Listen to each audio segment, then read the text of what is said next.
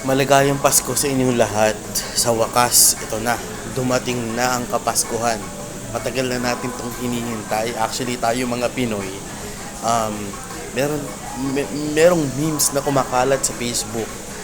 Memes ni Jose Marichan, ni Michael Bublé, ni Maria Carey. Nahanda na kayo, lalabas na ako, kakanta na ako. Ah, Sobrang daming kumakalat na memes, lalo ng kay Jose Marichan.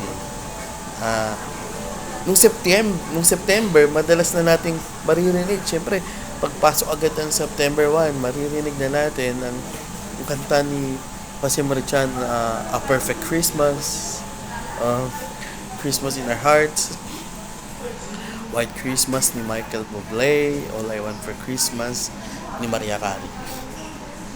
Pero, um, growing up dito sa bansang to, sa bansang UAE, being with other people, being with American people, being with other nation or nationality, bawat bansa ay may sariling kultura at sariling tradisyon ng Kapaskuhan. American people will gather in their house in Christmas Day, to drink some hot chocolate with marshmallows and with bacon with bread for breakfast. Some people will do Christmas Day, December 25, with cinnamon, bacon, hot choco, and being with the family, um, reading God's words, spending time, taking time to talk about the story of the coming Savior King. Um, sa ating mga Pilipino, meron din tayong tradition. Even Americans, they have a Christmas tradition like ornaments. Meron sila mga Christmas traditions na ginagawa. Katulad nga nung Christmas Day in the morning, opening gift, chocos, cinnamons, and being with families, turkey. Ito yung selebrasyon na ginagawa ng mga Amerikano. Tayong mga Pilipino, ang selebrasyon natin after ng service, dun pa lang tayo nag-gather. Kakain tayo ng maraming pagkain. Siyempre, hindi mawawala ang lechong baboy na mabibili natin sa kantuhan o sa katayan ng baboy. Hindi mawawala ang mga buko pandan at mga luto ng mga lola, ng mga sweets. Siyempre, yung mga masasarap na putahe na luto ng iyong nanay o tatay. At siyempre, hindi mawawala ang hot chocolate ng tita at tito. Ito ang importansya ng Kapaskuhan sa atin. Pero ano ba talagang ibig sabihin ng Kapaskuhan sa atin? Ang Kapaskuhan ba ay yung mga regalong matatanggap natin kay ninong ng mga ampaw? Ang Kapaskuhan ba ang regalong matatanggap nating laruan kay ninong at kay ninang? O ang mga damit na matatanggap natin kay tito o kay tita? O mga gamit at laruan o ampaw sa magulang, kay nanay at kay tatay? Pero gusto ko i-take time natin sagutin ang mga bagay na to, kung ano ba ang kahalagahan ng Pasko sa atin at ano bang ibig sabihin ng Kapaskuhan sa atin by looking on the scripture and by looking on the gospel of the risen Christ. Ano ba ang ibig sabihin ng Kapaskuhan sa atin? Yes, many will say ang Pasko daw ay pagmamahal, ang Pasko daw ay pagbibigayan. Ang Pasko daw ay dahil sa pagkain. Ang Pasko daw dahil sa mga tradisyon o reunion ng pamilya. Pero maraming kasagutan dito sa tanong na to. Pero isang sagot lang sa katanungan na ito. Meron nag-iisang sagot lang sa katanungan ito. May kita natin sa lumang tipan, pagkatapos ng malakyas, nagkaroon ng 400 years of silence or 400 years na katahimikan. Ibig sabihin, nung katahimikan na yon, walang propeta, o wala ding guro ng salita ng Diyos. It was a silent night. Isang tahimik na gabi. Pero, itong katahimikan na ito ay nasira ng isang iyak ng bata. At itong batang to ay hindi ordinaryong bata. Itong batang ito ay siya na ang hinihintay ng mga tao sa panahon pa lang ng lumang tipan sa Genesis, sa Isaiah at sa Micah. May kita na Micah chapter 5, sa Isaiah 9, tinawag siyang Wonderful Counselor, Mighty God, Prince of Peace, Everlasting Father. At itong matagal na nilang hinihintay ay dumating na. Itong mamang to ay hindi ordinaryong mama. Itong mamang to, siya ang the long expected Messiah. The long expected Jesus who will become a savior of the world.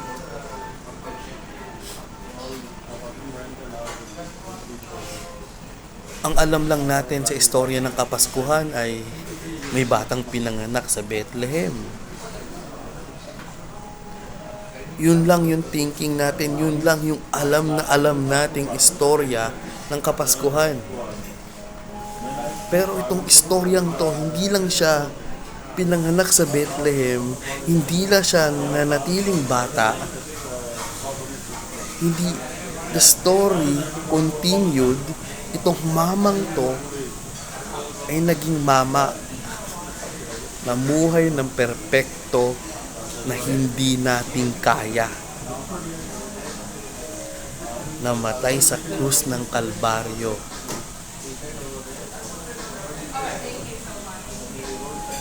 Para saan? Para sa atin. Para sa kabayaran ng ating kasalanan. At hindi lang natapos doon.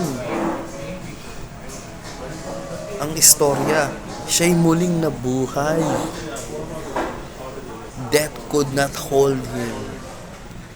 He defeated sin, death, and Satan. Pinagtagumpayan niya ang kamatayan, kasalanan, at si Satanas. At siya'y muling nabuhay sa ikatlong araw. Ito yung meron tayo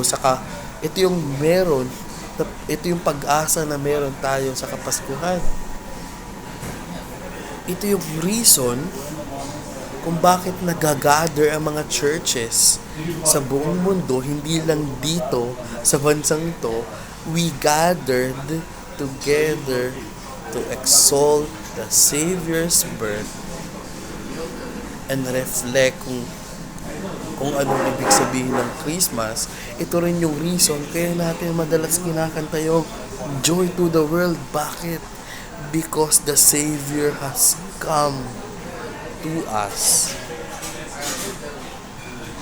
The long-expected Jesus who become a Savior of the world, namatay sa krus ng Kalbaryo at ikatatlong araw, siya yung muling nabuhay. He is the long-expected Jesus. This is the reason why we sing gospel-saturated worship like, Come behold the wondrous mystery. Come thou long-expected Jesus. Sing with the song of Emmanuel. Angels we have heard on high. O come, all ye faithful. Hark the herald angels sing. O come, Emmanuel. What child is this? And joy to the world. This is the reason why we sing this gospel saturated worship. Because of the coming of the long expected Jesus, the long expected Messiah who become the Savior of the world. This is why we come together to celebrate and to reflect ang pagdating ng pangakong Mesiyas. And because of his coming, because of his death on the cross, because of his resurrection from the dead, meron tayong pag-asa. We have hope in Christ alone. And this is the hope that we have on Christmas. And this is the hope that we have all year. And this is the hope that we have forever. Ito yung pag-asa na meron tayo magpakailanman until Christ come back. Jesus will not come back as baby, but he will come back as King of kings and Lord of lords. Let's pray. King Jesus, exalted, resurrected King, we thank you for Christmas. We thank you for Christmas because we have hope not found on ourselves, but hope found in Christ alone, in his finished work on the cross. Christ's finished work on the cross. We thank you for Christmas. We thank you for this holiday. We celebrate our greatest hope not found on ourselves, but in King Jesus, in wrapped in swaddling clothes in a manger, was the King of kings and Lord of lords. He was born to die to save us. We thank you for the hope that we have in Christ alone. Thank you for sending your Son Jesus Christ, live the perfect sinless life, died on the cross that we deserve. Ikatlong araw siya yung muling nabuhay. Hindi po kami karapat dapat makalapit sa banal mong trono, pero by your reach, your love, your mercy, your grace, and your kindness, you open your kingdom to us like sinners. Hindi po kami karapat dapat makalapit sa banal mong trono, pero your reach, your love, your mercy, your grace, and your kindness, you open your kingdom to us like sinners. We pray that as we celebrate Christmas in the next few days, as we celebrate New Year, I pray that ang selebrasyon ng Kapaskuhan at selebrasyon ng pagsalubong namin ng bagong taon ay nakasentro sa iyo. Nakasentro sa Ebanghelyo mo, nakasentro sa natapos mo sa krus ng Kalbaryo. And I pray that as we face New Year, as we face 2024, I pray that we will boldly proclaim this gospel of hope to our friends and families, and to our neighbors. I pray that we will be a faithful witness of the gospel. I pray that many will come to faith, repent, and believe, and trust Christ's finished work on the cross for their salvation. We bring the glory and honor to you, O glory be to Christ. In Christ's name we pray. Amen.